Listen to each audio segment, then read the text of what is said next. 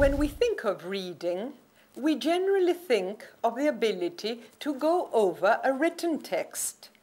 However, children nowadays are exposed to all types of texts, in which the ability to read also implies extracting information from icons, graphs, lists, drawings, or photos. This is why developing in children the capacity to read all types of texts is so important. In previous classroom sequences, we've seen learners reading icons, instructions, illustrations, and we've seen teachers asking them to comment on what they mean. What looks so simple to us is actually enormously complex. First, learners need to activate their schemata or prior knowledge to identify the type of text it is. Second, they have to recall the characteristics of each type of text. And lastly, they have to see whether all this information comes in handy for the new task.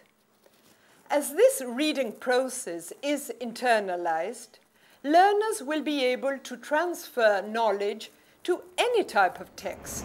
Now, can you see a text in the picture?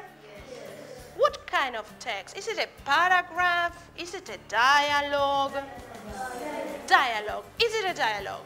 Why? ¿Cómo se dieron cuenta? The names. Dice, Caro, hello. Describe the children.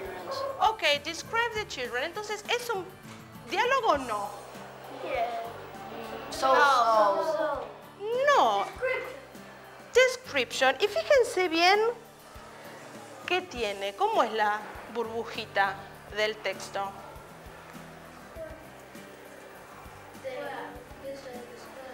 Okay, it's like this. Y cuando tenemos estas burbujitas, generalmente ¿de qué son? ¿Qué nos indica, Lorenzo? Speak, exactly, that someone is speaking, que alguien va a hablar. Entonces, si alguien habla, están hablando entre ellos, all right? Fantastic. Now, how many of these bubbles can you see? 4 bubbles, fantastic. And how many people are there? 5. So 1 is not going to speak at all. All right, fantastic. Can you see bubbles here next to the characters? What do we have to write there? The name. ¿Y cómo me doy cuenta quién es quién? What do we have to do? For the description, exactly. So we have to read carefully. ¿Y en qué me tengo que concentrar? In the dialogue, in the description. Fantastic. ¿Y hay algún dato clave? ¿En qué van a prestar atención, Agus? The hair. The age, clothes. ¿Qué otra información nos da? Que nos ayuda, nos da... Face, eyes, fantastic.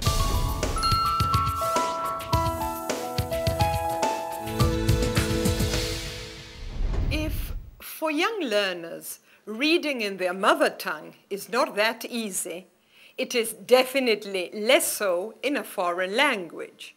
So, what strategies can we resort to help them not to get discouraged? We can remind students that meaning can often be inferred once they read a whole sentence or paragraph.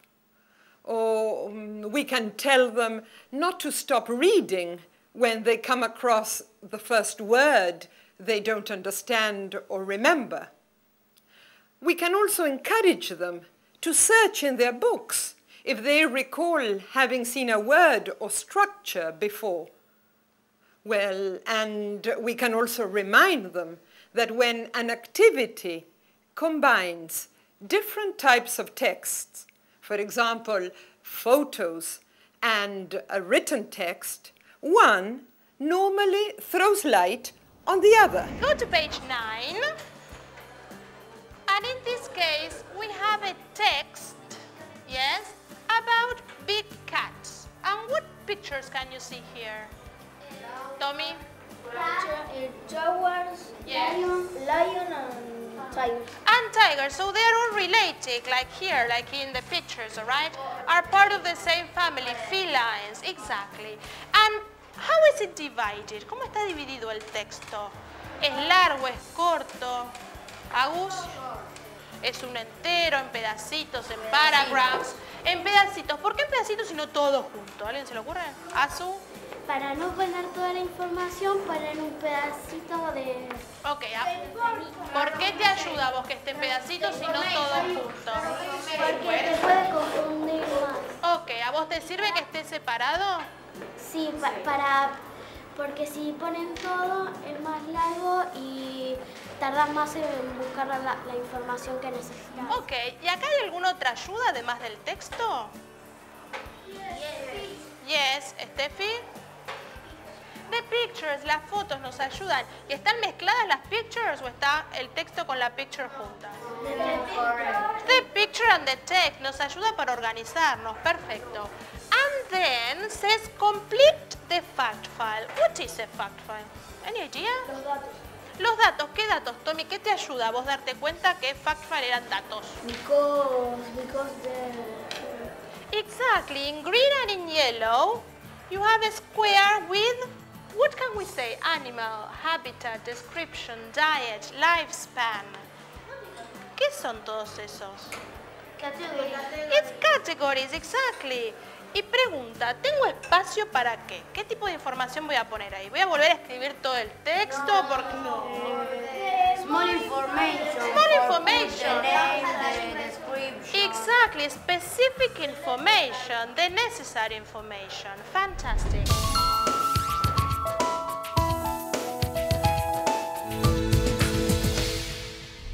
Reading aloud is an activity that young learners love. But how often do we need to read aloud in our daily lives? Well, except, of course, at school. Reading aloud is a valuable tool towards fluency.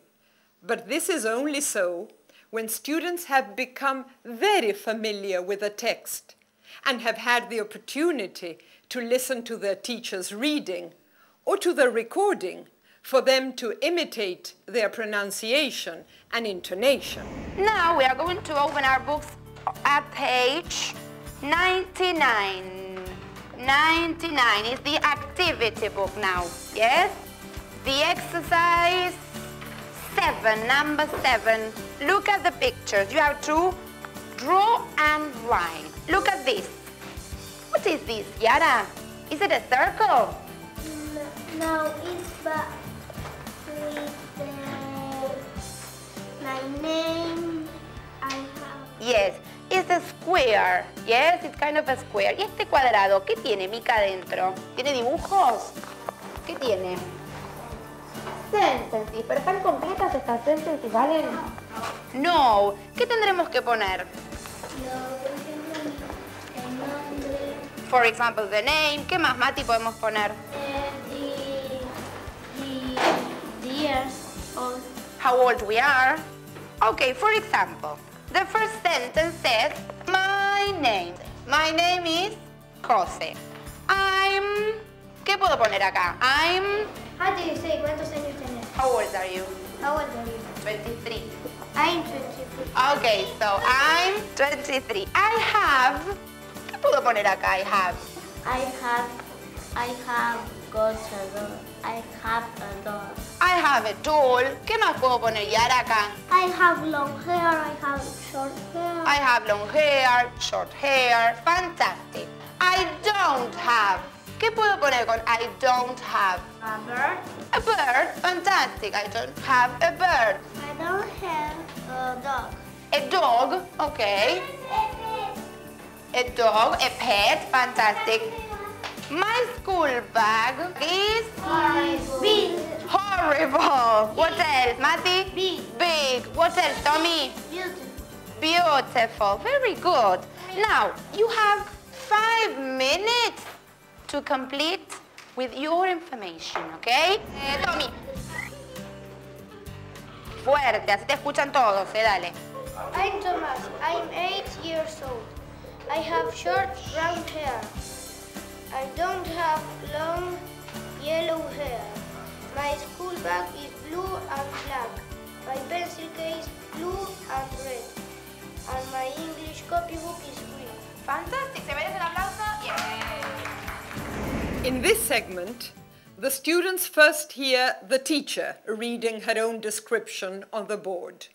Then the children are asked to come to the front to read theirs.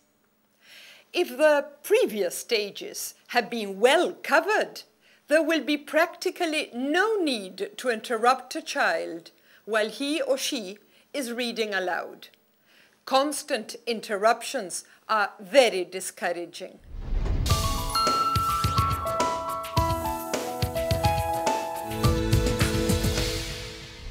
We teachers need to remember that making students read aloud a short scene from the story, after having worked on it in depth, can become a first step towards acting it out. Imitating a character's voice can be both a game of sorts and a moment of relaxation. My name is Annie. Very good. My name is Lucky. And what about you?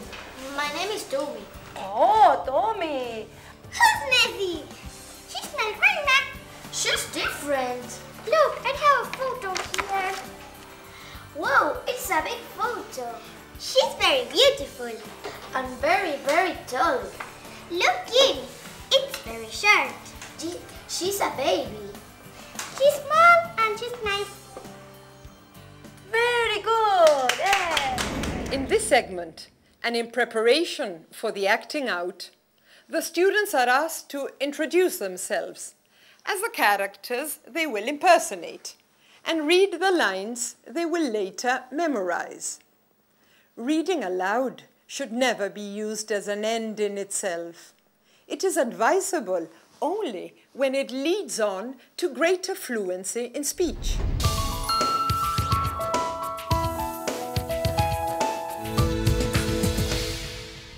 In storytelling, the comic strip format is a perfect vehicle for acquainting learners with real-life language and developing reading skills through the illustrations, which provide visual support or scaffolding.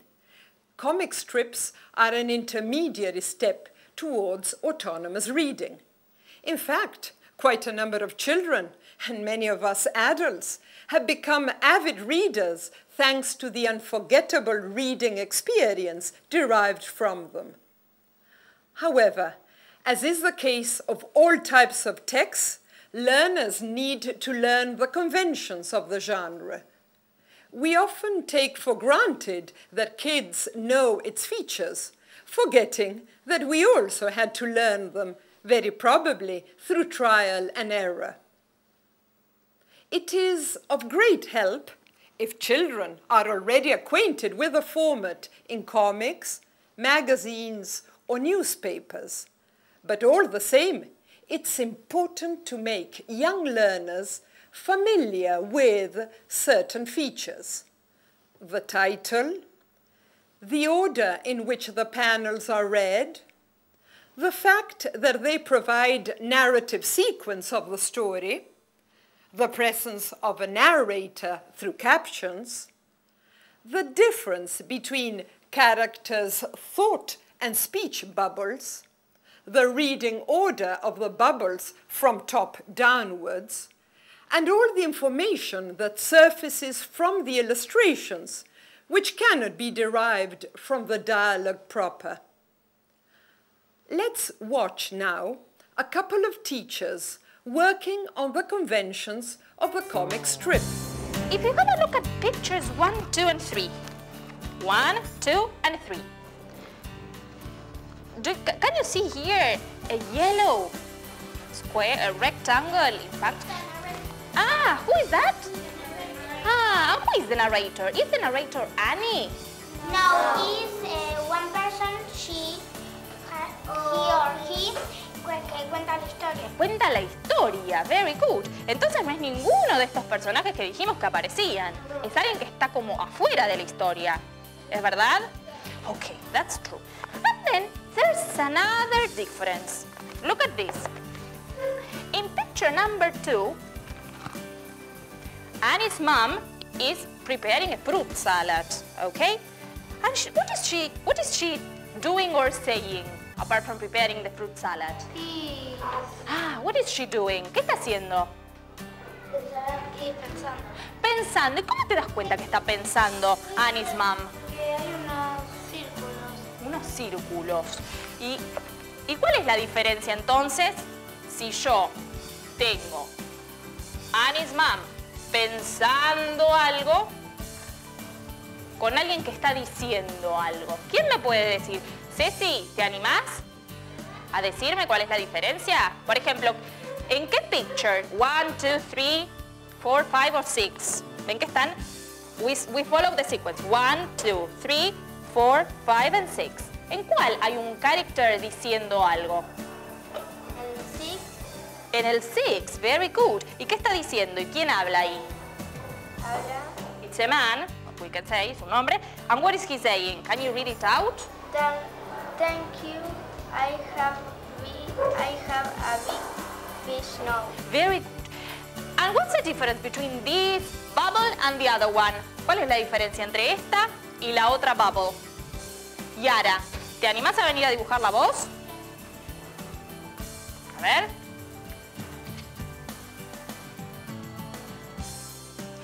Great, very good. So here we know that the person is thinking, okay, is using his head, he's thinking only, and here he is, or the character, it can be a she, is speaking, okay?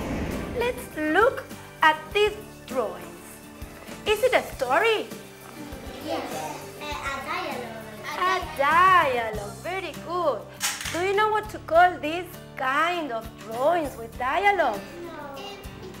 Historietas, muy bien. And what kind of historietas, comic strips, do you know?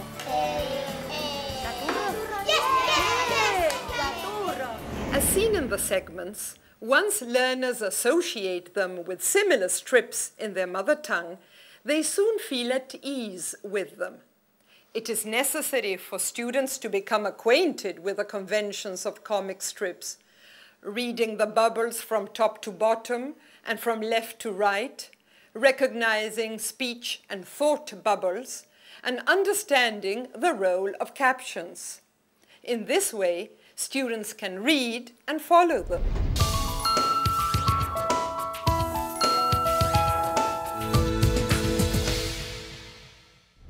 Once students have become acquainted with the conventions of the comic strip, we can resort to 3 major strategies to help kids enter the world of the story.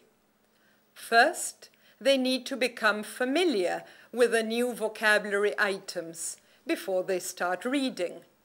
At all ages, it is very frustrating and off-putting to be reading something you don't understand. Secondly, they can be invited to predict what the story will be about through a close look at the title and the illustrations. Kids are extremely inquisitive, and they love to be made to predict, and afterwards to confirm or discard their suppositions. In addition, learners also enjoy retrospecting, that is, relating what they are about to read to what they've already read. Lastly, the teacher can establish a link between the fictional world and the real world by telling students a personal anecdote related to the story, or making them come up with one by means of questions, as a warm-up of what is to follow. And now, yes, we are ready to plunge into the story.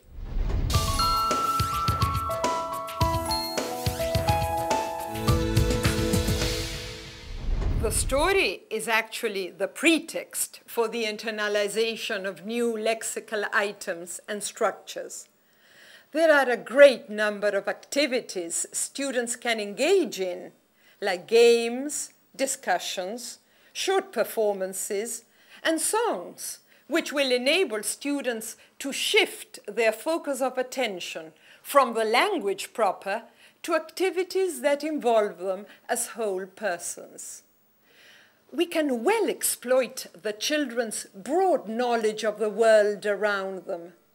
Let's take advantage of it by making them relate what takes place in the story to their own experience, to that of the people they know, and to what they've learned about the world thanks to books, TV, and the internet. Now we are going to play a guessing game, not adivinar, yes? For example, Mika, what am I doing? The mom is cooking. Cooking, very good. Now, Agus, come. You have to guess what Agus is going to do, okay? Put up your hand if you know. Agus, you are? Put up your hand. Yara. Agus is reading. Reading, excellent, very good. Anna? So, Matu, the category is sea animals. Go. Giraffe. Sea animal. Can you see the giraffe snorkeling around in the ocean? Yes, it does. Bye, Guido. In The Simpsons, it's true. Yes, it's true. When Homer plants. Okay. So, Bauti, your turn. The category is pets. Dog. Cat.